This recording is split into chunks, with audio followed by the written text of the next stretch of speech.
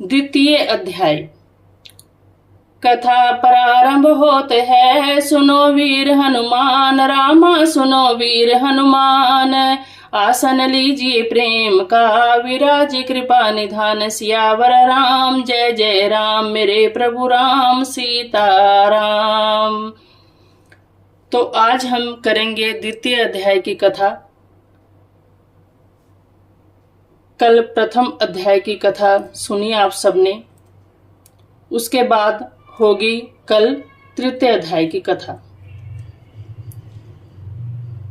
श्री कृष्ण भगवान बोले, जब गुणवती अपने पिता और पति का वध दैत्य द्वारा सुनकर रोने लगी, तब पिता, हे नाथ, आप मुझे छोड़कर कहाँ चले गए? हे स्वामी, आपके बिना मैं क्या करूं, कहाँ जाऊं? मेरा भरण पोषण कौन करेगा? कौन खाने पीने को देगा?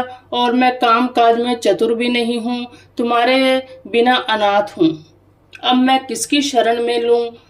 और मैं विधवा हो गई हूँ। विधाता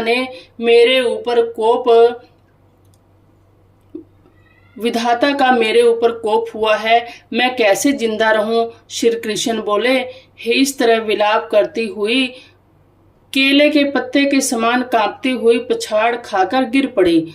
थोड़ी देर में सावधान होकर फिर विलाप करने लगी। शोक समुद्र में डूबने लगी। उस गुणवती ने घर का सब माल बेचकर शास्त्र के अनुसार बहुत सावधानी के साथ अपने पिता तथा अपने पति का क्रिया की और उसी शहर में विष्णु भगवान की भक्ति में तत्पर होकर शुद्ध शांति के साथ रहने लगी और अपने आजीवन तक एकादशी का व्रत और कार्तिक मास के व्रतादि करने लगी।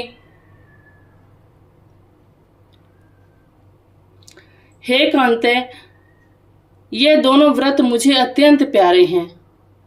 इन व्रतों को करने से मोक्ष की प्राप्ति होती है, पुत्र और घर की प्राप्ति होती है। कार्तिक मास की तुला राशि पर सूर्य के आगमन समय जो प्रातः काल स्नान करे, वह महापापी भी भक्ति को प्राप्त होता है। जो मनुष्य स्नान, जागरण, दीप दान और तुलसी के वन का पालन करते हैं, वे विष्णु के रूप में ही विष्णु भगवान के मंदिर में झाड़ना, सतिया काटना तथा विष्णु की पूजा करते हैं। वे मनुष्य जीवन से मुक्त हो जाते हैं। इस प्रकार कार्तिक में जो मनुष्य 3 दिन भी इन नियमों का पालन करते हैं, वे देवताओं के समान पूज्य होते हैं। फिर जो जीवन भर इनका पालन करते हैं, उनकी समानता कहाँ से हो सकती है? सो वह गुणवती हर वर्ष कार्तिक के व्रत वो भक्ति पूर्वक विष्णु भगवान का नित्य पूजन करने लगी। वह वृद्धावस्था में भी जोर से पीड़ित होने पर भी गंगा स्नान करने गई। जैसे ही गुणवती जल में घुसी, जाड़े से थर थर कांपने लगी। तैसे ही उसने आकाश से आता हुआ एक विमान देखा। शंख, चक्र, गदा, पद्म आदि अनेकों शास्त्रों से युक्त विष्णु के समान स्वरूप वाले पार्षद गरुड़ ध्वजा और सुंदर अप्सराओं से युक्त विमानों में बैठाकर गुणवती को बैकुंठ में ले गए और प्रदीप्त अग्नि के समान कांतिमान गुणवती कार्तिक व्रत के प्रभाव से विमान में बैठकर मेरे पास आ गई।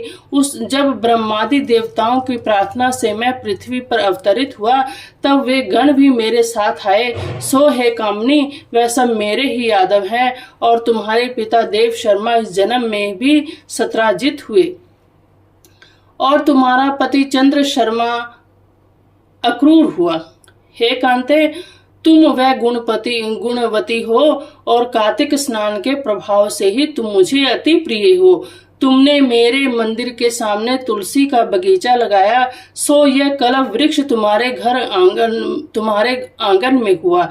कार्तिक मास के दीप दान के प्रभाव से तुम्हारे देह पर घर में लक्ष्मी स्थिर रूप से है और भगवान व्रतादि ने प्रेम से विष्णु भगवान को अर्पण किए, सो तुम मेरी पत्नी हुई। तुमने मृत्यु पर्यंत कार्तिक व्रत किए, इसलिए मुझसे तुम्हारा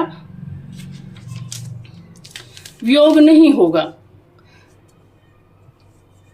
इसी प्रकार कार्तिक व्रत करने वाले तुम्हारी भांति प्रिय होंगे। यज्ञ दान व्रत और तप से कार्तिक व्रतों को 16वीं अंश फल भी नहीं मिलता। यज्ञ दान व्रत और तप से कार्तिक व्रतों का 16वां अंश भी नहीं मिलता। सूत जी बोले, सत्यभामा जी पूर्व जन्म के वृत्तांत जानकर अति प्रसन्न हुई और भगवान कृष्ण को नमस्कार किया। कथा समाप्त होत है, सुनो वीर हनुमान, रामा सुनो वीर हनुमान। राम लखन सिय जानकी, सदा करे कल्याण। सियावर राम जय जय राम, मेरे प्रभु राम सीताराम। बोलिए सियापति रामचंद्र महाराज की जय। बोलिए पवन सुत हनुमान जी की जय। बोलिए कार्तिक महात्म्य की जय श्री राम।